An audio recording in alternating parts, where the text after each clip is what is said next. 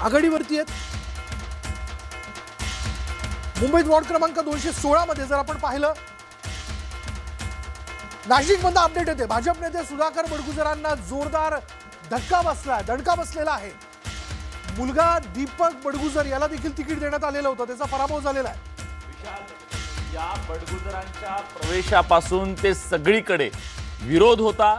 बडगुजरांवर आरोपांची राळ भाजपच्या नेत्याने उडवलेली होती। पण तेच दुसरीकडे भाजपचे बंडखोर मुकेश शहाणे, ज्यांना खरं तिकीट मिळालं आणि त्यांनी निष्ठावंतांना आमदारांच्या डोळ्यात पाणी आणलं होतं। निष्ठावंतांच्या डोळ्यात पाणी ज्यांच्यामुळे आलं होतं, त्या निष्ठावंतांच्या पाठीशी जनता उभी राहिली।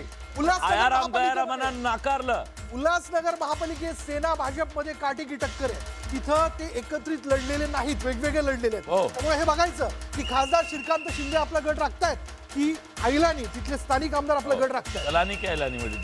ऐलानी। हा हा, म्हणजे तलानी हे शिवाजी मानकुडच्या काही लोक उमेदवारांशी बोलतो, जिकडे मला मॉनिटरिंग करायची जबाबदारी दिली आहे आणि म्हणून एकंदरीत जे वातावरण दिसतं तर अजून आम्ही आशावादी आहोत। पण त्याची सुरुवात वरळीकरांनी हेमांगीताईंच्या माध्यमातून आणि निशीच्या माध्यमातून ही दिलेली आहे आणि हा ट्रेंड राहिला तर आम्हाला आत्मविश्वास आहे की वरळीतले सर्व सीट्स हे आम्ही निश्चितपणे निवडून आणू आदित्यजींच्या नेतृत्वाखाली। पहिले जायंट किलर तुम्ही दोघे ठरलेले आहात। सगळ्यात आधी समाधान सरवणकरांना पाडलं तुम्ही, तुमच्यासमोर मोठं आव्हान होतं असं म्हणत होते, त्यांचा पराभव तुम्ही केलाय। या आव्हानाच्या मागे एक मोठी शक्ती होती, ती म्हणजे शिवसेना, मनसे आणि राष्ट्रवादी। या आव्हानामागची दुसरी शक्तीमध्ये माननीय सचिन भाऊ असतील, कार्यसम्राट आमदार महेशदादा सावंत असतील, सुनीलजी शिंदे असतील, अजय चौधरी असतील आणि 2 खासदार आमचे। त्यामुळे धनशक्ती जनशक्ती पुढे चालली नाही आणि जनशक्तीचा विजय झाला, कार्यकर्त्यांचा विजय झाला, मतदारांचा विजय झाला। पण तुमच्याकडे सगळ्यात जास्त लक्ष होतं, म्हणजे तुमच्या इथे नेमकं काय होतं याची धाकधूक होती, ती झाली? हो, धाकधूक मला नव्हती, समोरच्या व्यक्तीला होती, ते कारण त्याची धनशक्ती चालत होती आणि माझ्या मागची जनशक्ती चालत होती। बरोबर। आता तुमच्या मतदारसंघामध्ये उमेदवारी अर्ज भरला होता तुमच्याच पक्षातल्या पदाधिकाऱ्यांनी आणि त्यानंतर काय नेमकं होतंय याकडे सगळ्यांचं लक्ष लागलं होतं, पण अखेर विजय झालाय। विजय होणारच होता, कारण का आत्मविश्वास आमच्याकडे होता, आम्ही केलेली कामं होती आणि जनतेने जो विश्वास दाखवला, कारण का त्यांना माहिती होतं की ही व्यक्ती काम करते, फक्त दिखावा करत नाही आणि हा विश्वासाने मला निवडून दिलं। आदित्यजी काय म्हणाले?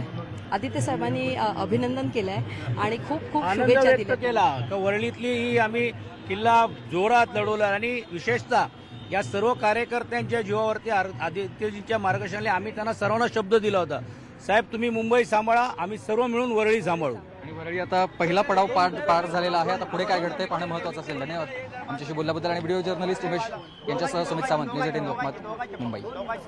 तर ठाकरेंच्या शिवसेनेचा जो बालेकिल्ला वरळी आहे, आमदार आहेत ठाकरे कुटुंबातले आदित्य ठाकरे, ज्या वरळीतून तिथला बालेकिल्ला त्यांनी शाबूत ठेवलेला आहे। पण अजून लालबागचं काय, दादरचं काय, माहीमचं काय, शिवडीचं काय, या सगळ्या कायचे उत्तरं अजून आलेली नाहीयेत। ईव्हीएम जेव्हा उघडतील त्यानंतर त्याच्याबद्दलचे जे निकाल आहेत ते समोर येतील। पण आपण हे प्रेक्षकांना सांगायला हवं, मुंबई महानगरपालिका निवडणुकीचा निकाल यायला अजून वेळ लागणार आहे, बराच वेळ